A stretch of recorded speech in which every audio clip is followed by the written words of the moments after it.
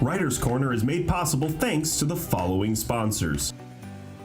Jaime's Haberdashery of St. Paul has become an anchor of the downtown business community. A modern store with classic decor, it provides everything in clothing, both custom and tailored, plus offers a huge selection for both men and women. There is now also a Jaime's in Red Wing. Calumet Editions, an eclectic publisher of fiction, nonfiction, and poetry, introduced a new business model nearly a decade ago, in which the publisher and author work as equal partners in a joint venture. Their stable of authors have won numerous and prestigious prizes across literary forums. Where traditional publishers fail to see the value in projects, Calumet cooperates with his authors in realizing a book's potential.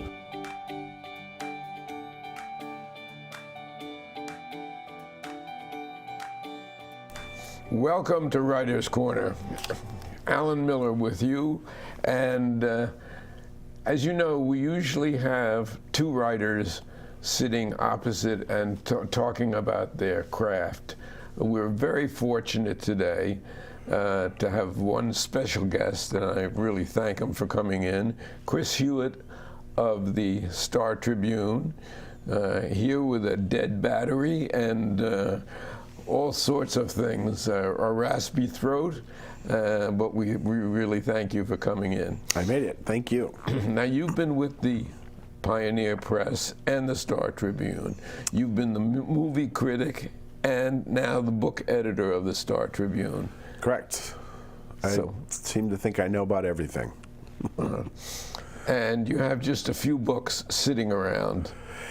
Yes, at the Star Tribune we have a book room where publishers send advance copies of books that are going to come out in the next, gosh, I guess I'm getting them now for August, so the next several months.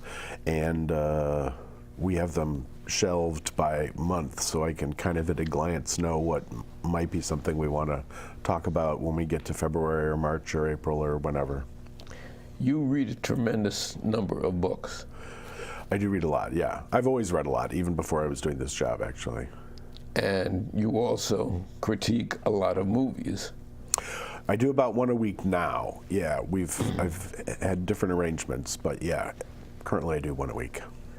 And in the year that you have been the book reviewer, and it's just about a year now, I've noticed that you spend a little bit more attention than your predecessor, Lori Herzl, on local authors.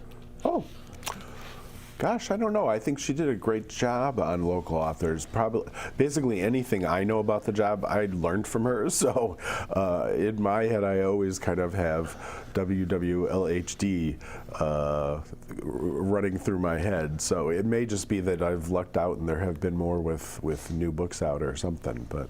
No, we're very fortunate in Minnesota to have a tremendous proliferation of good authors. And as a matter of fact, yesterday, I believe the Minnesota Book Awards were announced, and there are a bunch of, was it the Minnesota Book or the Edgar Awards were. The Edgars. The Minnesota Book Awards announcement, as we're talking, is coming up, I think, in a couple of weeks. For the viewers, tell us what the Edgars are.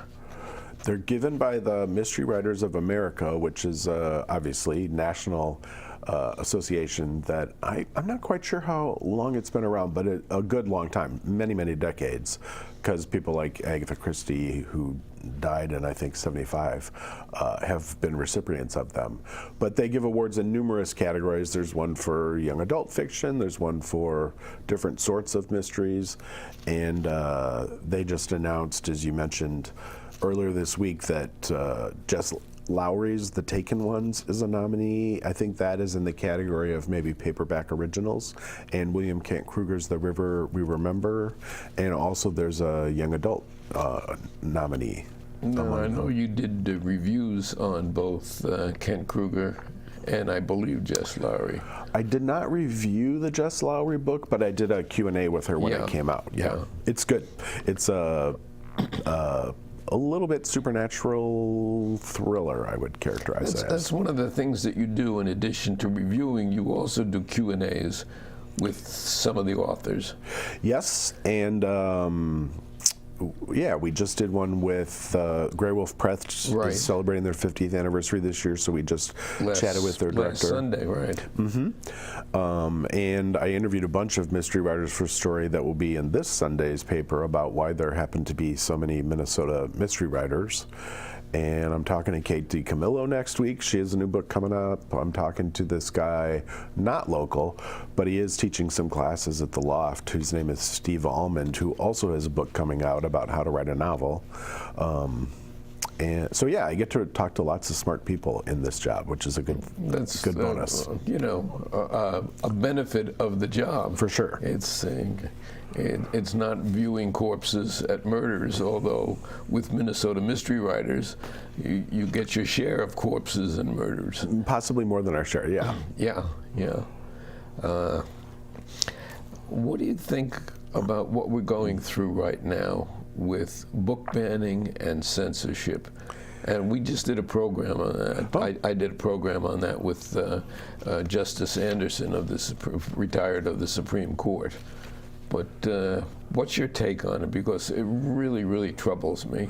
Yeah, me too. I mean, I'm obviously against it, probably pretty much a First Amendment absolutist. And, I guess we're fortunate to be sheltered from that a little bit in Minnesota, that we haven't had a ton of that, but we did have a story in the paper not too long ago about some, school districts and Anoka Library, I think, is having some issues with people wanting books removed. And yeah, it is very troubling that we're seem to be going in exactly the wrong direction on that. Florida just took some dictionaries off the shelves because they mentioned sex. Yeah. Well, define sex. I mean, give me a break. Yeah, and part of the human condition that is an important part of it. So yeah, I don't quite get that.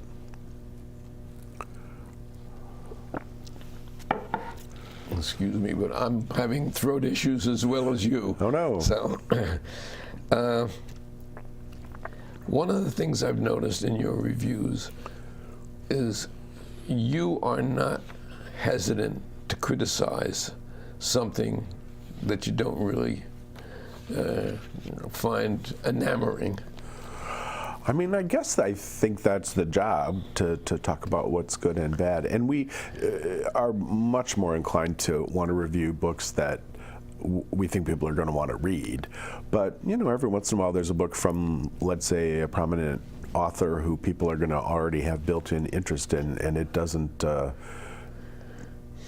what it is setting out to do, like the recent John Grisham sequel to The Firm. That's the one I was just going to bring up, because when I read Grisham's latest book, I was really disappointed. It's horrible.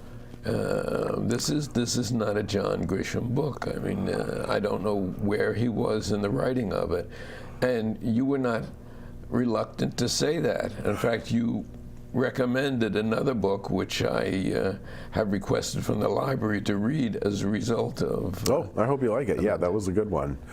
But yeah, it's baffling to me, and that is a case where, the book was obviously going to get so much attention, and The Firm, the book that the new one, The Exchange, is the sequel to, was so widely popular that I knew people were going to be interested in it, so I wanted to devote some attention to it. And I tend to like John Grisham books. I think he kind of has a formula, and he's maybe not the best stylist, but he sure is great on plot. And this one isn't even good at that. It is terrible. Another one was The Boys in the Boat, which was an interesting book, but you had reservations about it. Well, I love the book, which I didn't actually review. That came out many years ago. But the movie, I did have some reservations about. Yeah.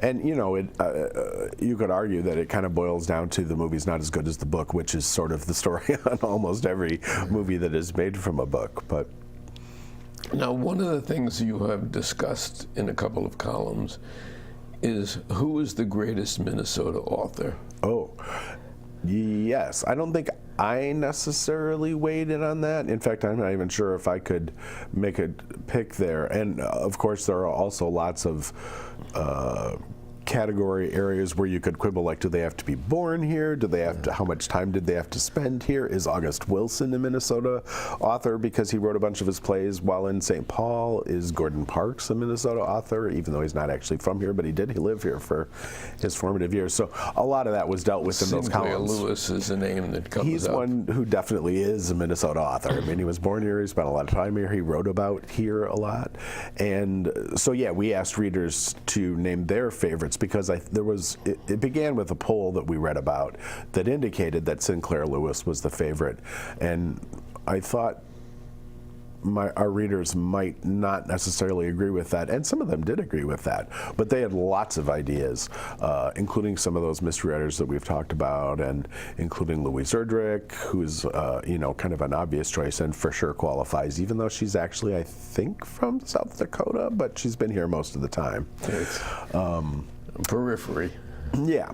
But anyway, there were lots, and it was interesting to hear from readers because I learned about some writers who I either didn't know were from here or who I didn't necessarily think of from here who have also spent a lot of time here. See, one of my favorites is William Kent Kruger. Lots of our readers, too. He was here, I guess, the second month we did this show, and it was a very interesting show about how he works, and he actually still writes by hand, and he goes to a coffee shop in the afternoons, and he sits down with his yellow pad and pen, and he writes his novels. And I found that fascinating. Yeah, everybody seems to have their different methods. I talked to, actually, Jess Lowry, the other of those Edgar Award nominees we talked about. She told me she has 4 different places in her house where she writes, and in each of those 4 places, she does different kinds of things. Like, one of those spaces is good for editing. One of those spaces is a couch to curl up on and take notes. One has a big table that she can move around pieces of whatever she's writing. So, yeah, everyone, I guess, has their method. Now, you also had an article recently about 19 books to read in 2024. Yeah. How do you pick the 19 books? Is that you alone, or is that you with a That was me bunch of alone, and yeah, it's hard because there are so many good books coming out. In fact, I just read yesterday a story on the website lithub.com. And it was a column that was arguing that March of this year is going to be the best month for of book publishing in history. Like, really? There are more. It was saying there are more good books coming out in March than have ever come out in any month. And I think she was probably exaggerating a little bit, but there is a lot of good stuff coming up. So I kind of just had to look at the notes I've taken as I've gotten press releases about stuff, and of course there are certain writers that I tend to be drawn to. Some of them were first novels, so something or other about the information I'd received about them grabbed me. But yeah, I easily could have picked way more than 19 because there are a lot of good books to look forward to. As I had a first novel last year and a second novel this year, well, not this year, but 23 and 22, I started late. I've been doing writing since I'm 12 years old, but all sorts. There are distractions in life that keep us from the things we maybe were meant to do. Writing law briefs for many years, sports writing for quite a few years, worked in the Star Tribune as a college freshman as a page. Oh, so son of a gun. It's been around for a long time. Yeah. I have, as I like to say, more rings around my trunk than a sequoia. So how do you decide what to review? Gosh, it's a multifaceted answer, I guess. Sometimes I'll get a press release saying, blah, blah, blah has a book coming out in August, and immediately know. Like, if I get Louise Erdrich does have a book coming out this fall, and I can tell you right now we're going to review it. So some are a slam dunk like that. Kate DiCamillo has a book coming out in March. As I said, I'm about to interview her. So I'm not so sure we're going to review that, actually, but we're definitely interviewing her because we want to make sure people know about that book. We are fortunate to have quite a few really talented freelance writers who sometimes will get a press release about a book or hear about a book on Spark2 and say, hey, Chris, I would like to write about this book. Excuse me. And if it seems like one that our readers will want to know about, I definitely will say yes to that. That's Sometimes. another question I was going to ask you is how do you pick your reviewers? Well, most of the ones that I've been fortunate to work with, I inherited from my predecessor, Laurie Herzl, who was a member of the National Book Critic Circle and went to their conventions, in fact, was the president at one point. And so knew lots of critics and was able to get a lot of them to write for the Star Tribune. So I'm lucky to be able to sort of just pick up that mantle and work with people who we already know are good and have good ideas about stuff that our readers might be interested. And some of it is just, you know, my instinct about, oh yeah, this seems like something that people would want to know about or should know about. And sometimes I do a thing. I'm a person, up until a year ago, I'm a person who said I always finish every book I start, even if it's not good. And people would tell me that's dumb because there's so many good books, you'd be wiser to spend that time on the good ones. But I don't know, I always hoped they would get better and felt like I should give it its full due. But now that's not the case. I will often have a stack of books at home that my intention is to see if they might be of interest to readers. So I'll read like the first 50 pages and have to make a determination based on that if we're going to go yay or nay on reviewing them.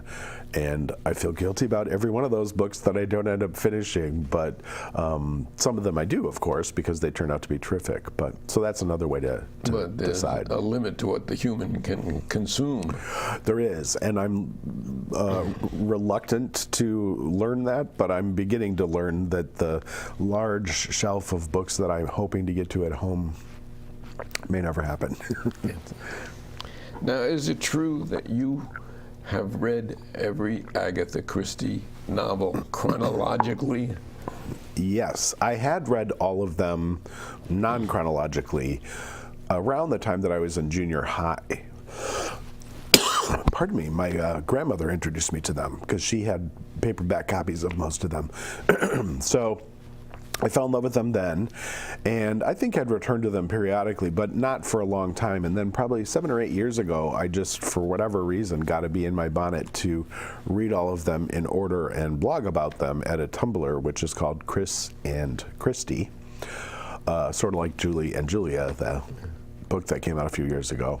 And yeah, so I read them all again and fell in love with them all again and found lots of new stuff in them that I had never thought about before. They're so good. When you read a book, do you like a character-driven book more than a plot-driven book, or does it not make any difference? I wouldn't say it doesn't make any difference, but I definitely can like both. I mean, part of, and I guess I learned this writing about movies, part of the job is to be willing to respond to almost anything. Like when I started writing about movies more than 30 years ago, I would have told you, Westerns, not my most favorite thing, or sci-fi, another one that isn't maybe my favorite genre, but there definitely are things in both of those genres that I am crazy about. And so a big part of it with a movie or a book is to just kind of go in with an open heart and be open to what it is that the writer wants to do and hope that they succeed at doing it. So I would say I can respond to both of those. And it's kind of different moods. Like a great plot-driven thriller, I'll certainly rip through any time. But sometimes I want a book that introduces me to people that I would never meet and are interested in learning more about. And so yeah, it can be both. And you know, I read lots of nonfiction too. So. And poetry actually on occasion as well. Not as much. I need to read more poetry. We just assigned a poetry review, which I'm very glad to have done. Now when you say we, you talk it about means me, actually. Yeah. We, the book section is the we, but it's that's me. what I kind of figured. Yeah. And Pardon me. you did an interesting one on the Streisand opus. Oh, yeah. And I call that an opus because it's 900 pages. Yeah, it was a little bit of an adventure because, I mean, I'd known for 8 months that it was coming and that we were probably going to do something about it because people are interested in her. And this book has been anticipated for something like 15 years. She had initially said she was doing it.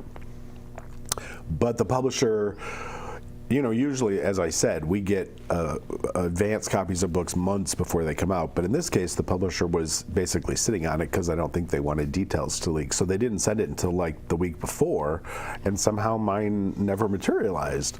So they ended up having to send it again, and I was trying to get it in right away. But with our deadlines and the fact that it was 970 pages or whatever it is, it took a while. And ultimately, because I didn't get the book, they were able to send me the audio book, which is 48 and a half hours long, and which she reads. So I was able to get a start on it that way, and surprisingly, maybe, that's the first time I've ever listened to an audiobook. And it was a good place to start. She does a great job. I avoid audiobooks. I like to have that book in my hand. Me too. I have been known to mark them up. And no, I appreciate the fact that you're not feeling that well and you came in anyway. Sorry about that, yeah. I was mentioning David Housewright, who I think is one of our fine authors locally, and was president of the Mystery Writers Association. And I think a winner. He's, an Edgar Award winner, among other things, and has been a terrific mentor for me, but brutal, but sometimes that's what you need in a mentor. But terrific. Yeah, I mean to read his books. I've somehow missed him, so I'm gonna make sure and hop on the next one when it comes out. And the late, I think it's the late Elmore Leonard. Do you read many of his? I definitely have read some of his. Probably the kind of the ones that everybody has read, like Get Shorty I read. I think he's considered one of the most vivid stylists of any writer. Like, you could read a couple of paragraphs and instantly know that it was him. Yeah. He's fun to read, yeah. Very unique. And he is, I wish we could get some more of him. Not like the E.E. Cummings of poetry, but very unique.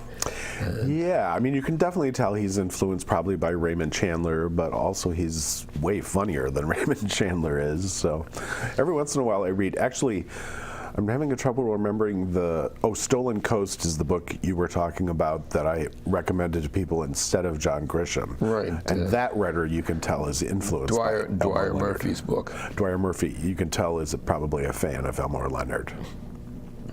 And I just lost a thought, but sorry about that. No, diverged. Not at all. Michael Connolly. Yeah, really fine writer. I think I've read all of those, and he's a former crime reporter in L.A.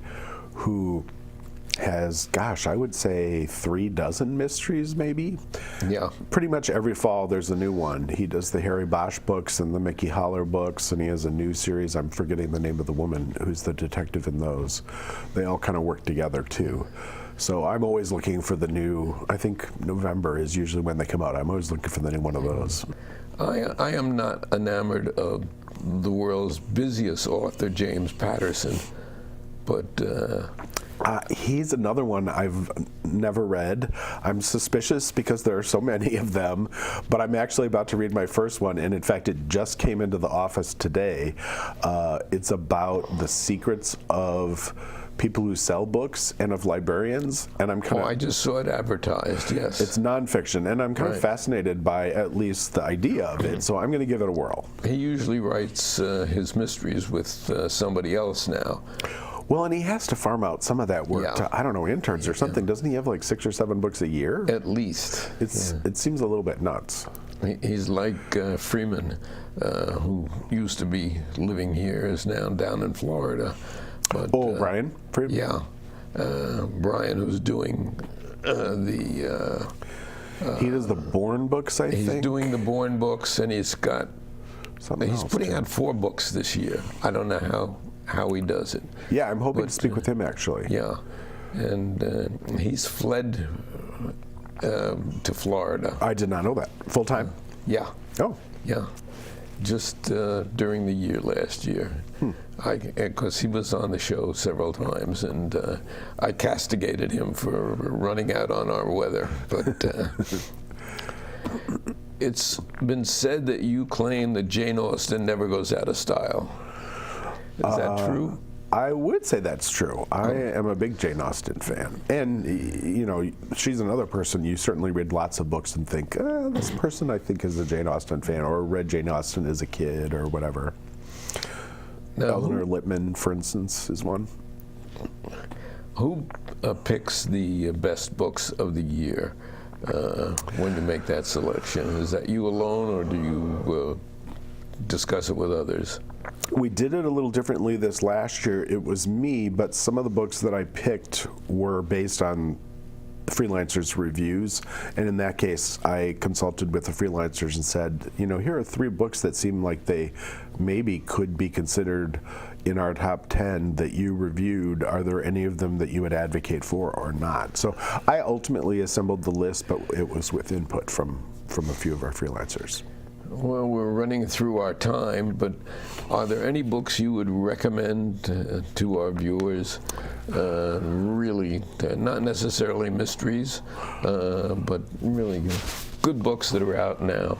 I would say my favorite book that I've read this year, and it actually does not come out until,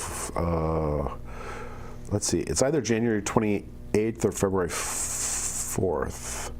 Anyway, soon, is by this woman named Margot Livesey. She is Scottish, and the book is called The Road to Belhaven. It's a novel set in the, I think, late 19th century, about a woman who has a little bit of a extrasensory gift, and she's growing up on a farm and longs for things she can't have, and it's fantastic. And it'll be reviewed. It is going to be reviewed by moi. A rave. I can spoil the review right now. I liked it a lot. We've been very fortunate, and I really thank you for coming in, especially on a day when you feel less than wonderful. And your car broke down, or your battery died. Crazy day. Chris Hewitt of the Minneapolis Star Tribune, and it's been a pleasure. Thanks for having me. No, thank you. And I look forward to, as you can see, I have a whole bunch of Chris Hewitt reviews here. I've been busy, apparently. And I look forward to them, especially every Sunday. Thank you very much. Thank you.